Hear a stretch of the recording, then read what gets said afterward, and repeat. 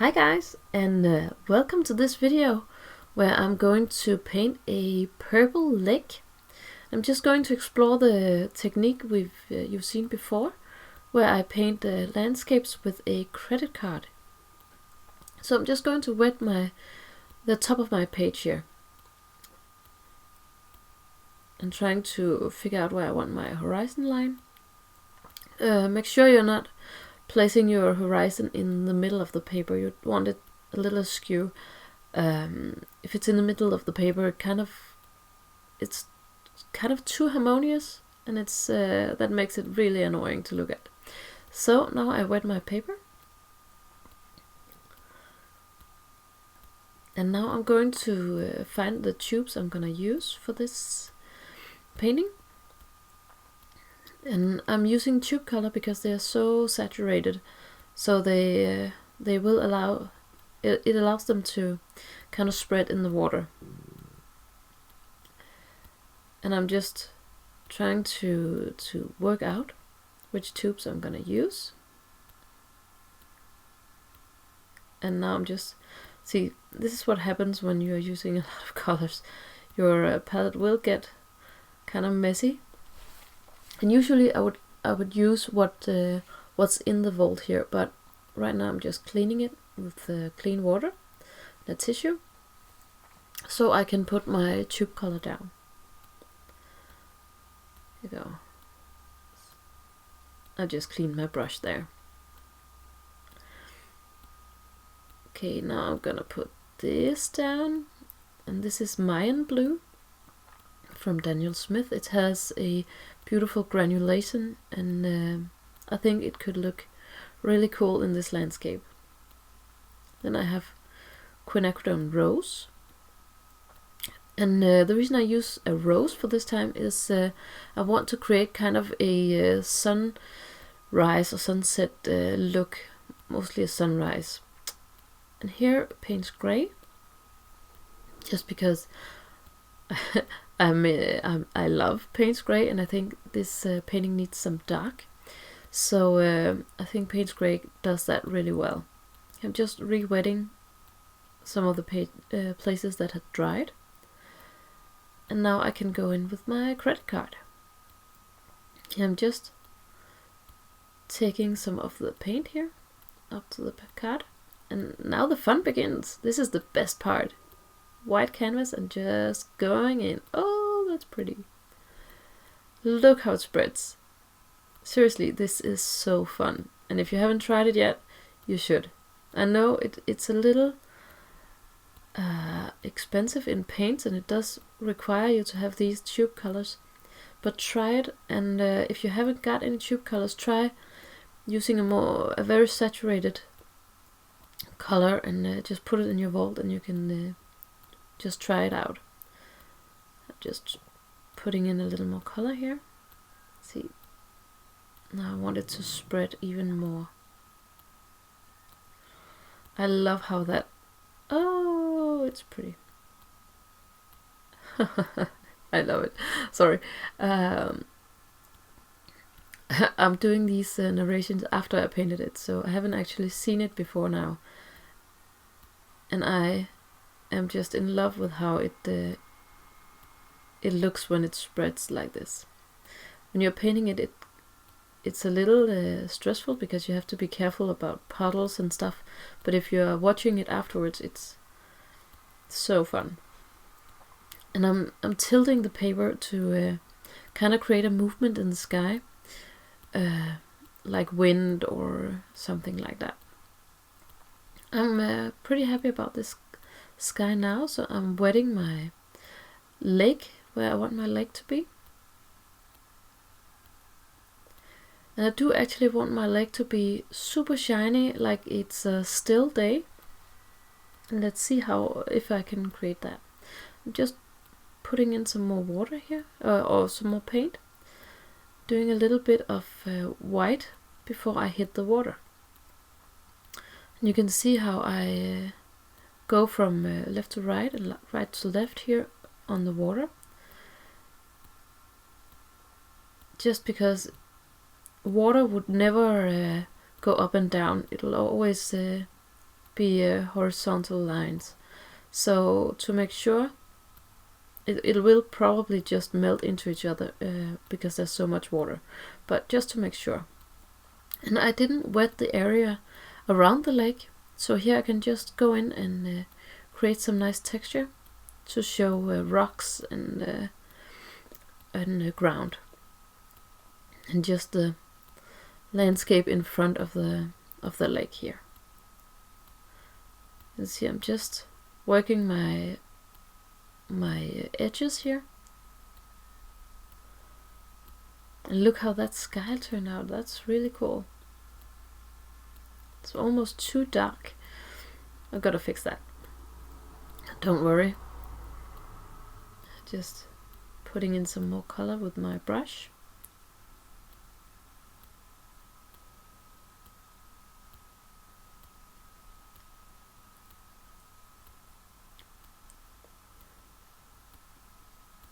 And using my mist spray to spread some of this out. There's not too much water in this. I should probably have refilled it a little before painting, but it's okay. There's enough. We have a lot of water on the page as it is, so I don't want to overdo it. Yeah, not if I can prevent it anyway. I'm just moving the puddles here, so we don't have any backgrounds or cauliflowers. That would be annoying when we have this beautiful, beautiful wash in the sky.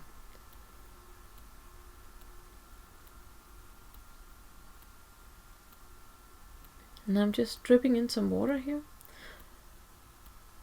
Clean water, just to get the color moving again.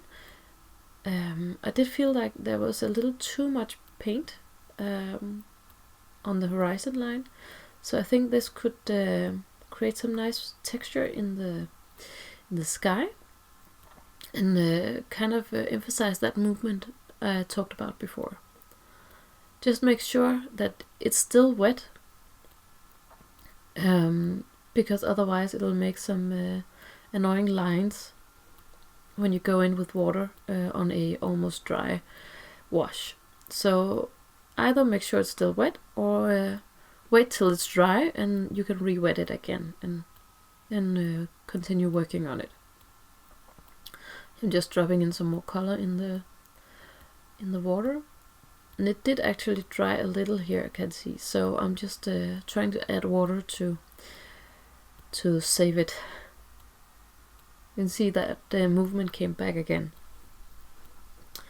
And you can really do a lot with just water. You just have to trust the process and try to work it. Work it. And remember, this does dry a lot lighter. At the moment I'm a little unsure about the composition, because the sky does go to the edge of the paper, and the lake is just kind of in the middle. But let's see how it turns out. And I actually thought I would introduce myself a little bit while we are working on this painting. If you don't know me, I'm Camilla, and I'm a watercolorist from Denmark, and I absolutely love watercolor, and I've been teaching watercolors for a few years now.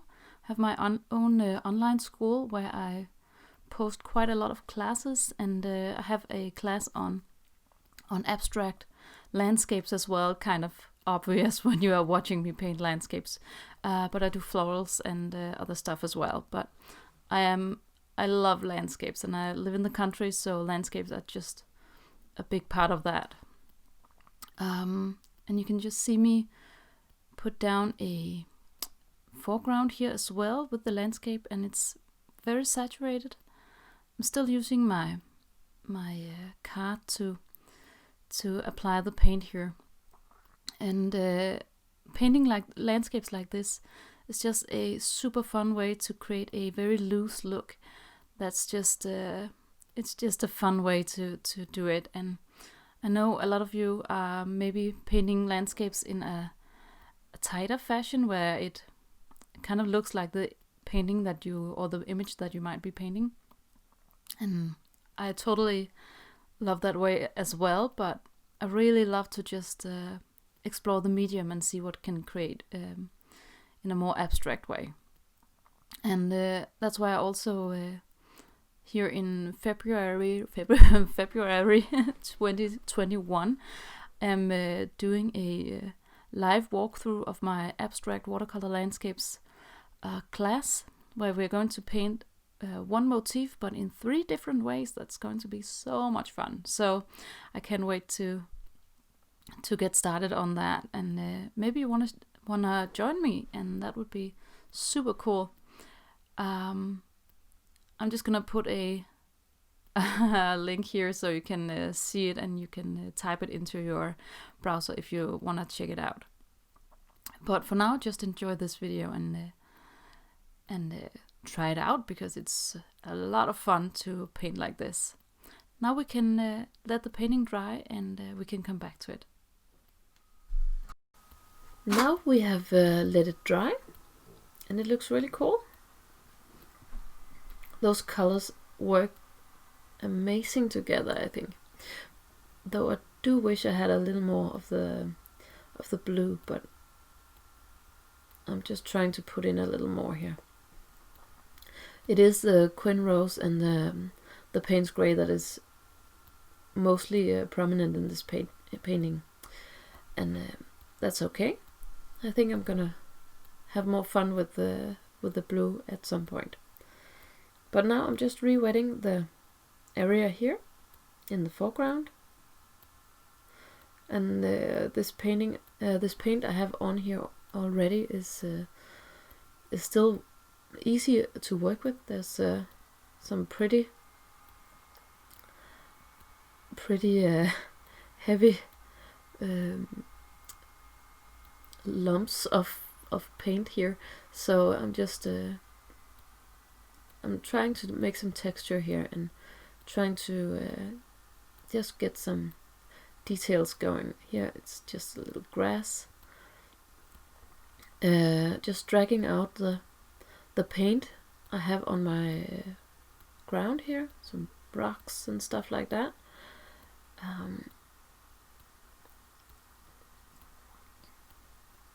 And look how that really transformed the foreground. It doesn't take much to create a okay, I'm just dipping that in water here. I'm not sure that's necessary, but I do like to have some water to work with. Just trying to, here I'm just combining the foreground with the background. Just doing some more grasses. You can see I'm just swiping with my hand here. Just brief strokes with the edge of my card here.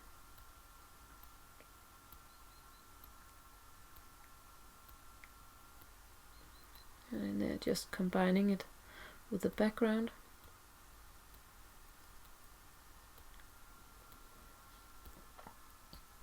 Oh, sorry, dropped my brush there. I always do that. I always seem to drop my brush because I get in the I'm in Zen, and then apparently I can't hold on to brushes or anything. So I'm just doing a coat more here on the horizon. I want this to be super dramatic, and I think it is already. And really want the lake to stand out.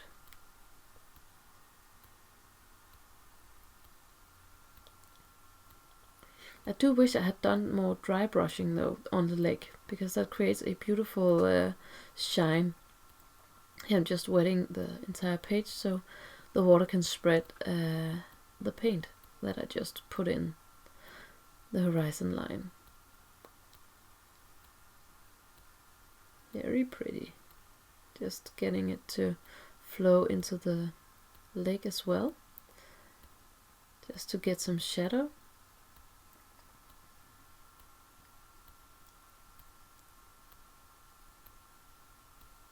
it's a good thing to just drag in a little bit of the color to the lake, so it's not entirely standing on its own.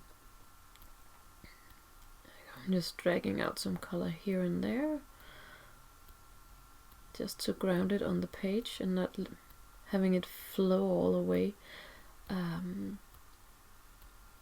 can see how it attaches to the edge of the paper on, not on the bottom actually, but otherwise, okay, now it's on the bottom as well. Otherwise on all the edges. So it's not a floating lake, not floating on white paper, but somehow attached to the edges. So that's good. And I'm more and more satisfied with this lake. I think it's beautiful. I think next time I'm gonna use more dry brushing on the lake close to the horizon. But besides from that, I think I am happy with this. Just adding a little more detail, a little more grass, maybe a rock or two. Just adding grasses. Just trying to do some. Still a little wet here. That's okay. I think there's a lot of texture here already, so I don't really need this. I think I'm gonna do a video about making rocks, because it's so fun, and then we can experiment it with this together. You can see how it removes there. But it does take some time and some patience for it to wait for it to dry a little. There you go. That is really cool.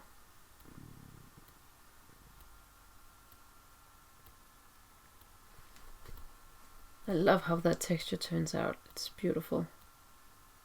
And I think I'm happy with this. So thank you so much for watching, and I hope you'll share with the rest on Facebook or Instagram if you are on there.